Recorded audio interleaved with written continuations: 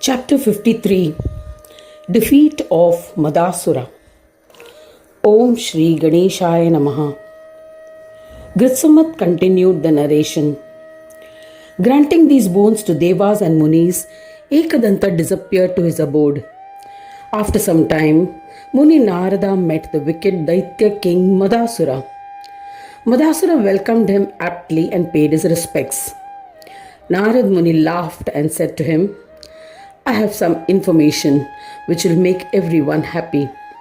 O king, while living in the forest, Devas and Rishis performed austere penance for 100 years to please Ganesha. This pleased Brahmanayaka Ganesha, the Lord of Brahmas. He has granted them a boon on his own as he was pleased with their devotion. They have solicited for your death.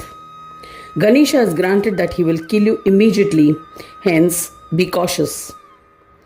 Based on the information received from Narada, Madasura was inflamed with rage. After the Muni departed, he became pensive. He thought, anyone who resides in this universe, Brahmanda, cannot be the cause of my death. Then who is this Ekadanta? Without giving it much thought, I must kill him. I had pity on Devas and released him. They have repaid me with destructive enmity. I shall definitely kill them. The predictions of Daitya leaders are being proved true. There is no doubt about it. As mentioned in the Vedas, all Devas are the enemies of Asuras. Reflecting in this manner, the Daitya king convened a meeting of all Daityas, and eager to destroy the Devas, he set forth with his army. Suddenly, the Supreme Lord Majestic Ekadanta manifested before Madasura. He had assumed a terrifying form.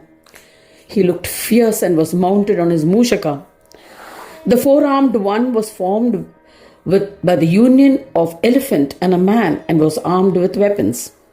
Daityas were astounded. The Daityas deliberated. They were wondering who had arrived. They were bewildered. Seeing his form, all brave Daityas were terrorized. They appointed a messenger and said to him, O Duta, hastily yet cautiously approach the Purusha, be humble, friendly, and extract information about him. The Duta approached Ekadanta, bowed to him, and said to the divine Ganesha, Lord of Devas. He said, O Swami, I am the messenger of Madasura. I am approaching you as he has sent me. Madasura is the king of the universe. He is astonished on seeing you. O omniscient Lord, to allay his suspicions, do tell me, who are you? What is your name? Where are you coming from? What is your mission?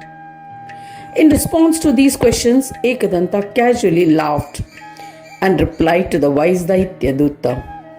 Ekadanta said, I am a resident of Swananda. I have come from Swananda Loka to kill Madasura and bestow happiness on Devas.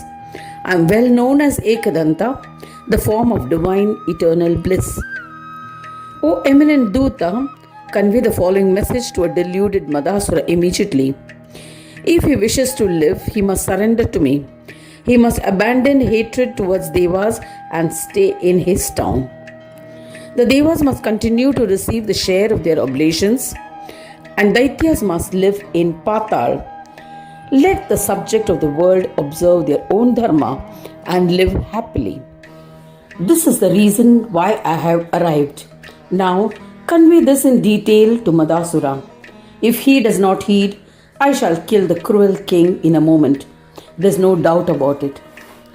The Daitya Duta listened to Ekadanta, bowed to him, and returned to Madasura to narrate the entire episode. Hearing the words of the Duta, the brave Daitya fell unconscious. When Daityas helped him to regain his composure, he began lamenting.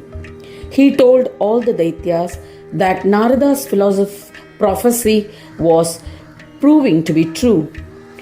The one who has come is my enemy. I shall kill Ekadanta using different weapons and astras. There's no doubt about it. O Mahasuras, I am death personified. How can I be killed? Saying this, the sinful Madasura garnered all his might and set off to attack Ekadanta.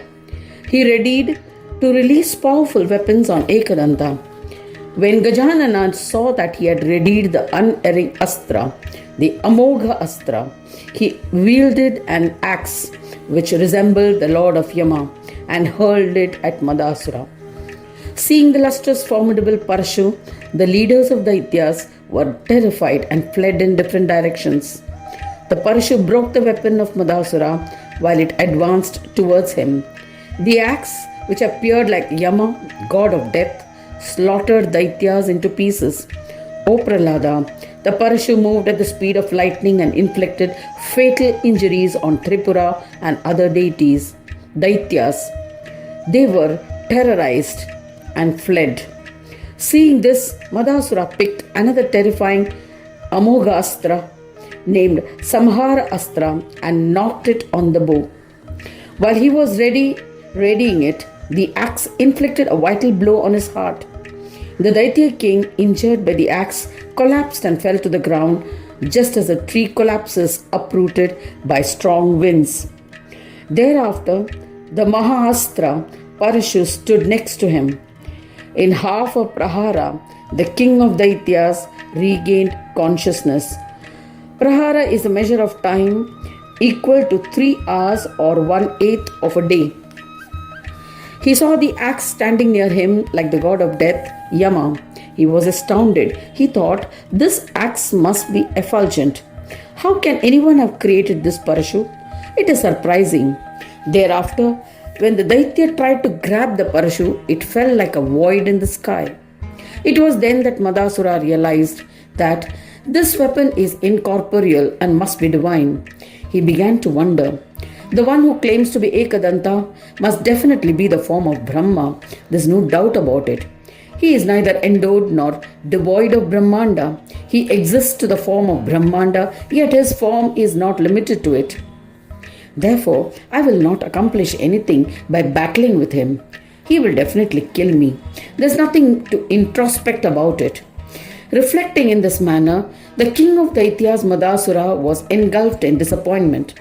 By a stroke of destiny, he remembered a sentence from Vedas which proved to be a ray of hope.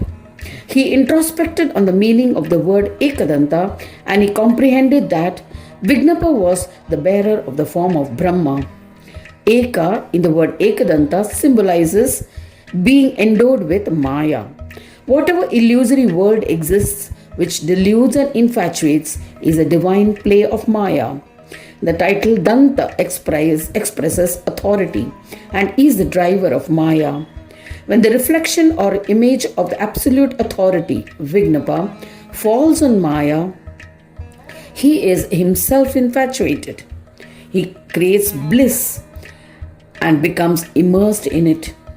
Usually, when a human sees this image in the mirror, he is infatuated and considers himself more beautiful. Similarly, when Paramatma becomes one with the physical body created by Maya, he is deluded into thinking that physical enjoyments are his own, becomes trapped in it, and with the help of Maya tries to enhance his own happiness. Maya creates delusion. Some other authority drives her. The union of Maya and the authority is Ganesha. He is none other than Ekadanta. I am extremely fortunate that I have been blessed by his darshan. Eminent Munis like Sukha are constantly engaged in his devotion. However, I have attained him effortlessly. Therefore, I shall surrender to him. O intellectual one, in this manner, Madasura, overwhelmed with devotion, abandoned pride, and thereby his faults were destroyed, and he surrendered to Ekadanta.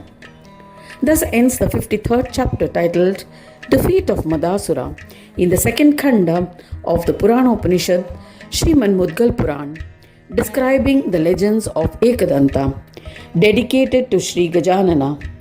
End of chapter 53.